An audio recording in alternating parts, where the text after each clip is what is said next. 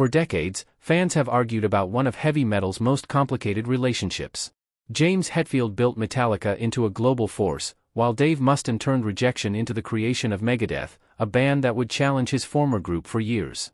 Their story is full of anger, betrayal, and moments that almost led to reconciliation, but never quite did. Now, as Hetfield reflects on the past later in life, he is speaking more openly about the man who once stood beside him at the very beginning.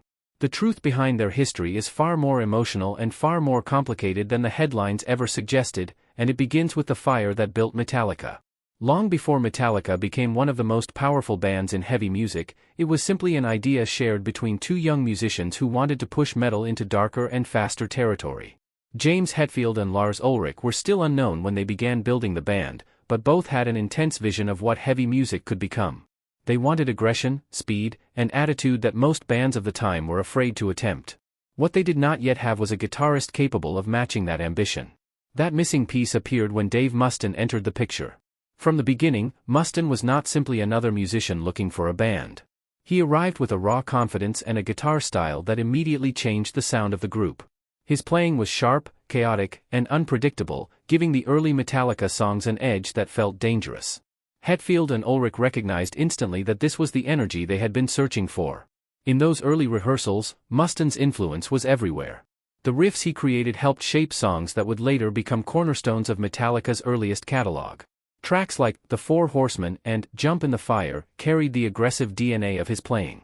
Many fans still overlook how deeply his style helped define the band's earliest identity. However, the same intensity that made Mustaine such a powerful musician also brought instability into the band.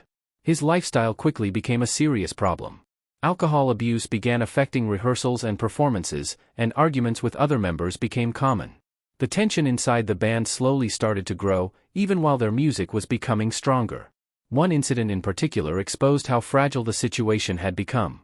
After Mustaine's dog damaged bassist Ron McGovney's car, a confrontation erupted that spiraled into violence.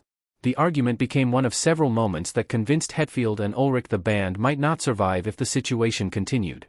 It was no longer only about music, it had become a question of whether Metallica itself could stay together. The decision that followed was one of the hardest choices the young band had to make. Just before the group was preparing to record its first major album, Hetfield and Ulrich made a move that would change the history of metal forever. Without warning, they dismissed Mustaine from the band and sent him back to Los Angeles on a bus. For Mustaine, the shock of that moment would never fully disappear. He believed he had helped build the foundation of Metallica and felt betrayed by the people he once considered friends. For Hetfield, the decision carried its own emotional weight.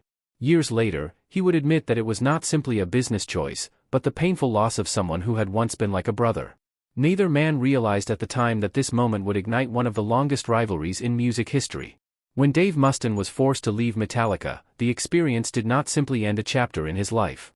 It ignited something far more powerful. As the bus carried him back across the country toward Los Angeles, he sat alone with a mixture of humiliation, anger, and determination.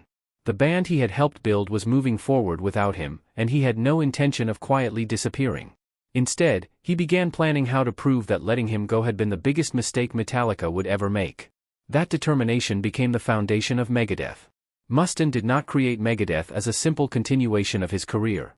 In his mind, it was something much more personal. Every riff he wrote and every lyric he screamed carried the weight of rejection. He wanted to build a band so powerful that it would stand directly beside Metallica and challenge them in every possible way. The first major step came with the release of Killing Is My Business, and Business Is Good. The record sounded aggressive, chaotic, and extremely fast, reflecting the anger that fueled its creation. Critics and fans quickly noticed that this was not a typical debut album. The technical complexity of the guitars and the speed of the compositions showed that Mustaine was determined to push thrash metal to even more extreme levels. One track on that album made the connection to Metallica impossible to ignore. Mechanics was a reworked version of The Four Horsemen, a song Mustaine had originally helped write before leaving the band. By releasing his own version of the song with different lyrics and a faster tempo, Mustaine was making a statement. He was reminding the world that he had been part of the music that helped launch Metallica in the first place. While Metallica began gaining momentum with albums like Ride the Lightning and Master of Puppets, Megadeth was carving its own path through sheer technical aggression. Mustaine focused on complex arrangements, rapid tempo changes, and guitar work that demanded extreme precision. His goal was clear. If Metallica was becoming the most successful metal band in the world, Megadeth would become the most intense. During interviews throughout those years, Mustaine openly criticized his former bandmates. He accused them of selling out, mocked their lyrics, and constantly reminded journalists that he had been part of Metallica's earliest days. Those comments helped fuel a rivalry that fascinated fans and journalists alike. Every album released by one band was immediately compared to the other. Despite the anger in Mustaine's words, his music proved that he was far more than a bitter former member. Albums such as Peace sells, but who's buying? And Rust in Peace established Megadeth as one of the most respected bands in heavy music. The technical skill displayed on those records made it impossible for critics to dismiss Mustaine as simply the guitarist who had been fired from Metallica. At the same time, Metallica continued growing into a global phenomenon. Their audience expanded far beyond the underground metal scene, and their success only intensified the comparison between the two bands. Fans began choosing sides, turning the tension between Hetfield and Mustaine into one of the most famous rivalries in rock history. While Mustaine built Megadeth with open anger and public criticism, James Hetfield chose a completely different path. He rarely responded to the attacks and almost never discussed Mustaine in interviews. Instead of arguing in the press, Hetfield poured his attention into writing music and pushing Metallica forward. To many fans, that silence looked like indifference, but in reality it was something far more complicated. Inside Metallica, Mustaine's departure left a gap that forced Hetfield to evolve. With Kirk Hammett stepping in as the new lead guitarist, Hetfield gradually took on more responsibility as the creative center of the band. His rhythm guitar playing became more precise and powerful, and his songwriting began exploring darker emotional territory. The pressure to prove that Metallica could survive without Mustaine became a powerful motivation. That determination appeared clearly in the band's next releases. Ride the Lightning demonstrated a major leap in complexity and ambition. The songs were no longer simply fast and aggressive, they were layered, emotional, and more structured than the chaotic thrash experiments of the early years. Hetfield began writing lyrics that explored fear, injustice, and existential struggle, themes that would define the band's identity for decades. But the competition with Mustaine never truly disappeared. Hetfield later admitted that he was always aware of what Megadeth was doing, even though he rarely acknowledged it publicly. The rivalry created a constant pressure to keep Metallica evolving. If Megadeth was becoming technically sharper, Metallica had to become stronger in songwriting and emotional impact. That mindset helped produce one of the most important metal albums ever recorded, Master of Puppets. It showed the band at the peak of its creative power and proved that Metallica had not simply survived Mustaine's departure but had transformed into something larger. Still, the comparisons never stopped. Fans and journalists constantly debated how much of Metallica's early sound had been shaped by Mustaine's contributions. Every discussion about the band's origins inevitably brought his name back into the conversation. For Hetfield, that persistent reminder created an emotional tension that never fully disappeared. As the years passed, Metallica continued to expand its sound with slower tempos, melodic ballads, and more accessible production. Songs like Fade to Black and Nothing Else Matters revealed a more vulnerable side of Hetfield's writing. Some fans celebrated this growth, while others criticized the band for moving away from pure thrash. Mustaine was among the loudest critics. In interviews, he often accused Metallica of abandoning the intensity that once defined them. His comments kept the rivalry alive even when the two musicians rarely interacted directly. Yet for Hetfield, the best response was always the same.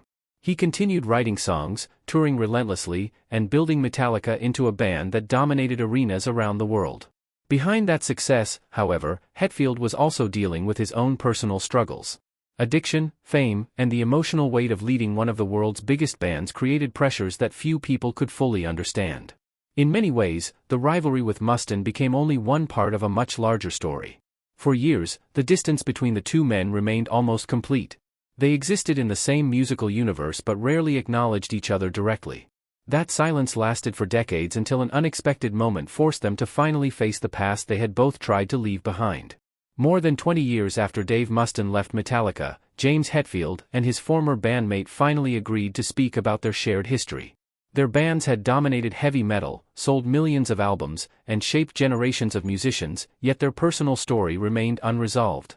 That changed when Metallica began working on a documentary that would later become one of the most revealing films ever made about a major rock band. During filming, Mustaine agreed to meet Hetfield privately and speak about the past for the first time since those early days. When the two men sat across from each other, decades of tension filled the room. Mustaine no longer appeared as the aggressive figure many fans knew from interviews. Instead, he spoke openly about how deeply the firing had affected him. He explained that losing his place in Metallica had not simply been a career setback. In his mind, it had erased him from the history of something he helped create. One of the most painful points he raised was the lack of acknowledgement he felt he had received. Mustaine told Hetfield that he had never even heard a simple thank you for the music he helped write during Metallica's early years. The statement revealed how much emotional weight the event still carried, even after decades had passed.